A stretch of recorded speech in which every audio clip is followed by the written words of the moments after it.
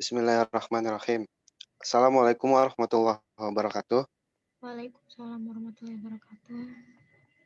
Alhamdulillah pada pagi hari ini kita dapat berkumpul dalam mata kuliah Hukum Perusahaan. Kami dari kelompok 10 ingin mempresentasikan materi aspek hukum tentang perusahaan transnasional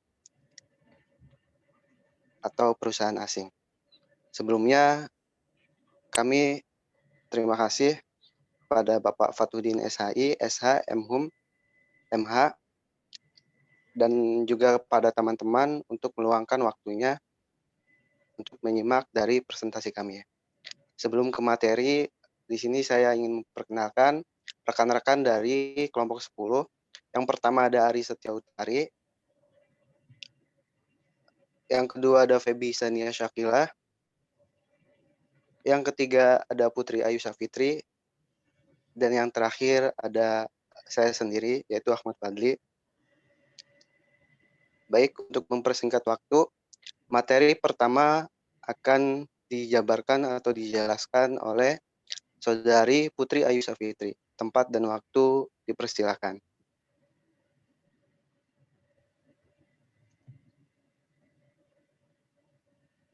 Oke, terima kasih. Baik, di sini pembahasan pertama saya akan menjelaskan mengenai pengertian perusahaan transnasional. Perusahaan transnasional itu adalah istilah yang diberikan oleh Perserikatan Bangsa-Bangsa atau PBB, yang hal ini dapat terlihat dalam draft yang dibuat oleh PBB dengan judul Draft United Nations Code of Conduct on Transnational Corporation, yang dengan jelas menggunakan istilah transnasional corporate atau perusahaan transnasional. Para pakar ekonomi lebih sering menggunakan istilah multinational enterprise atau perusahaan multinasional sebagaimana pernyataannya dalam meeting OECD sebagai berikut.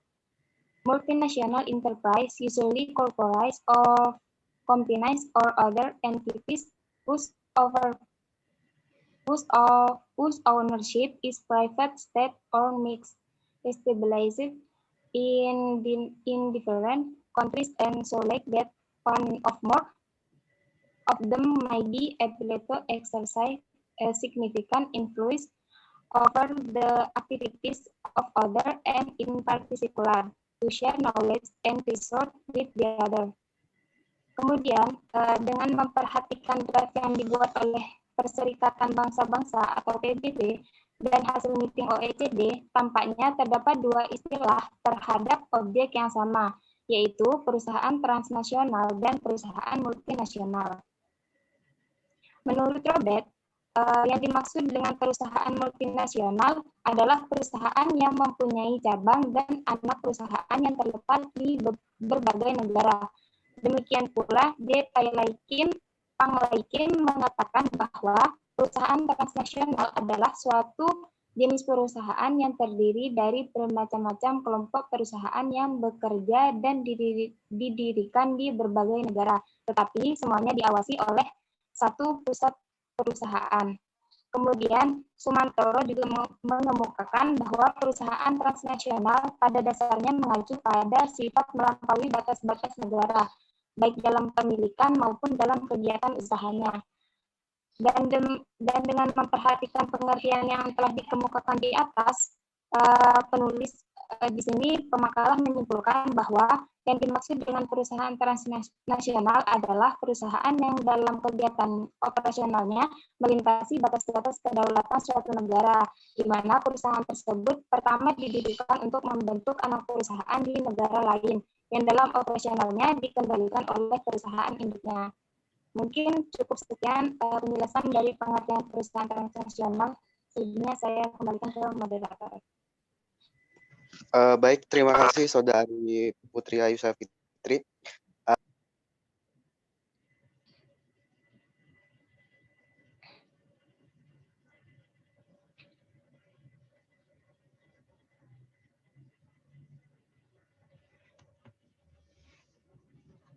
Baik, selanjutnya materinya akan saya lanjutkan.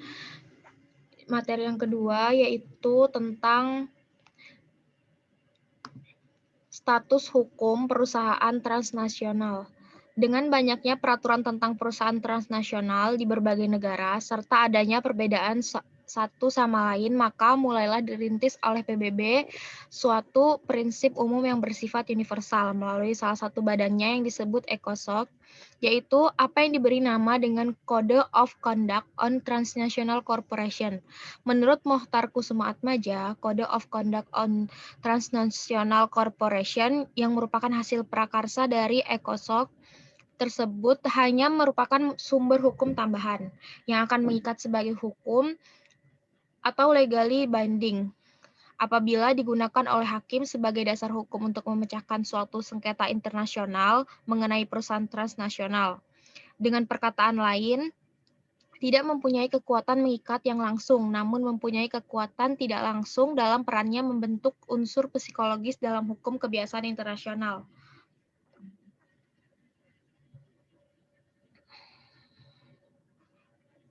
Pengaturan tentang perusahaan transnasional juga terdapat dalam Deklarasi Tata Ekonomi Internasional baru yang dicanangkan sejak tahun 1974, di mana butir keempat menyatakan suatu ketegasan sikapnya tentang pengaturan kegiatan perusahaan transnasional sebagai berikut. To regulate and supervise transnational corporation by taking measure in the interest of the national economic of the countries where such corporation operate on the basis of full sovereignty of those countries. Berdasarkan ketentuan yang terdapat dalam dokumen Tata Ekonomi Dunia, dalam Tata Ekonomi Dunia baru, seperti dikemukakan di atas, terlihat bahwa terjadi pendelegasian hukum dari masyarakat internasional kepada tiap-tiap negara untuk memiliki wewenang mengatur kegiatan perusahaan transnasional di wilayah yang menjadi yurisdiksinya. Dengan demikian, status hukum perusahaan transnasional diakui oleh hukum internasional juga sebagai subjek hukum nasional di mana perusahaan tersebut menjalankan operasinya. Hukum nasional Indonesia ternyata juga memberikan kepada perusahaan transnasional status sebagai subjek hukum nasional dengan mendudukannya sebagai badan hukum. Hal ini dapat dilihat pada ketentuan pasal 5 Undang-Undang Nomor 25 Tahun 2007 tentang penanaman modal yang mengatur sebagai berikut. Yang pertama, penanaman modal dalam negeri dapat dilakukan dalam bentuk badan usaha yang berbentuk badan hukum, tidak berbadan hukum, atau usaha perseorangan sesuai dengan ketentuan peraturan perundang-undangan. Yang kedua, penanaman modal asing wajib dalam bentuk perseroan terbatas berdasarkan hukum Indonesia dan berkedudukan di dalam wilayah negara Republik Indonesia, kecuali ditentukan oleh undang-undang.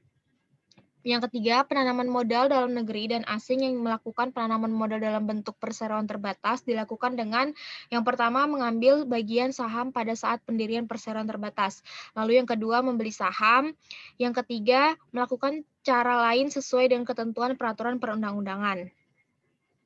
Lalu selanjutnya, dalam rangka melakukan kegiatan usaha di Indonesia, perusahaan transnasional melalui anak perusahaan atau perseroan terbatas yang didirikan menurut hukum Indonesia yang sahamnya dimiliki oleh perusahaan transnasional berdasarkan hukum Indonesia mendapat perlindungan hukum dan perlakuan yang sama dengan perusahaan-perusahaan nasional. Hal ini diatur secara tegas dalam pasal 6 Undang-Undang Nomor 25 Tahun 2007 sebagai berikut. Yang pertama, pemerintah memberikan perlakuan yang sama kepada semua penanam modal yang berasal dari negara manapun yang melakukan kegiatan penanaman modal di Indonesia, sesuai dengan ketentuan peraturan perundang-undangan. Lalu yang kedua, perlakuan sebagaimana dimaksud pada ayat pertama tadi, tidak berlaku bagi penanam modal dari suatu negara yang memperoleh hak istimewa berdasarkan perjanjian dengan Indonesia. Selanjutnya, materi yang ketiga akan dilanjutkan oleh Febi Sania. Kepada Febi Sania dipersilakan.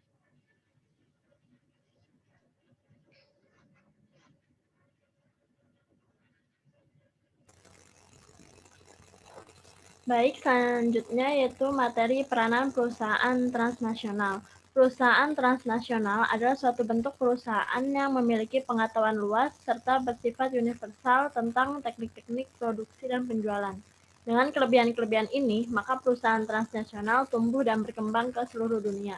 Pertumbuhan ini terjadi karena perusahaan transnasional beroperasi dalam lingkungan yang baru, suatu lingkungan yang justru banyak kekurangan unsur-unsur yang baik yang sesungguhnya diperlukan dalam tata dunia yang tersusun baik. Peranan perusahaan transnasional di negara-negara industri dapat dilihat sebagai menyatunya berbagai ekonomi serta menambah kebergantungan antara negara. Sedangkan bagi negara sedang berkembang, terdapat suatu laporan bahwa jumlah modal yang berasal dari perusahaan transnasional sudah lebih besar dibandingkan dengan modal yang datang dari negara-negara industri dan modal domestik. Slide selanjutnya. Dengan mengandalkan berbagai keunggulan yang dimilikinya, perusahaan transnasional dapat berperan membantu pembangunan ekonomi suatu negara, khususnya negara-negara yang sedang berkembang. Oleh karena itu, menurut hemat penulis, minimal terdapat 4 fungsi dari perusahaan transnasional, yaitu yang pertama, selaku penanam modal negara-negara yang sedang membutuhkannya. Yang kedua, merupakan pemasok teknologi ke negara tempat beroperasinya perusahaan transnasional tersebut. Yang ketiga, dapat berfungsi sebagai penyalur bantuan dari negara-negara maju maupun dari lembaga-lembaga internasional kepada negara-negara berkembang atau yang membutuhkannya. Yang keempat, yaitu sebagai suatu tempat untuk mendapatkan keterampilan dalam bekerja melalui suatu pengkaderan tenaga kerja dari negara di mana perusahaan tersebut beroperasi. Terima kasih. Selanjutnya saya kembalikan kepada moderator.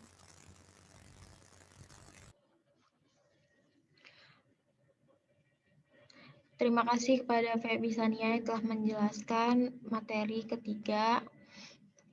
Selanjutnya saya kembalikan ke moderator, ke Ahmad Fadli, dipersilakan. Baik, terima kasih untuk semuanya. Di sini kita dapat menarik kesimpulan bahwasanya di mana dalam pengertian perusahaan transnasional, di mana para tokoh menjelaskan yang dijelaskan oleh saudari Putri Ayusa Fitri, bahwasanya perusahaan transnasional adalah perusahaan yang dalam kegiatan operasionalnya melintasi batas-batas kedaulatan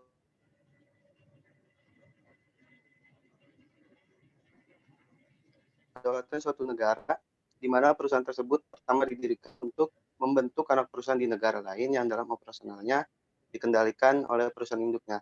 Lalu dalam status hukum perusahaan transnasional, di mana pengaturan tentang perusahaan transnasional juga dapat dalam deklarasi tata ekonomi internasional baru yang dicanangkan sejak tahun 1974. Lalu dalam hukum nasional Indonesia juga memberikan kepada perusahaan transnasional status sebagai subjek hukum nasional, di mana dalam pasal 5 Undang-Undang Nomor 25 Tahun 2007 tentang penanaman modal.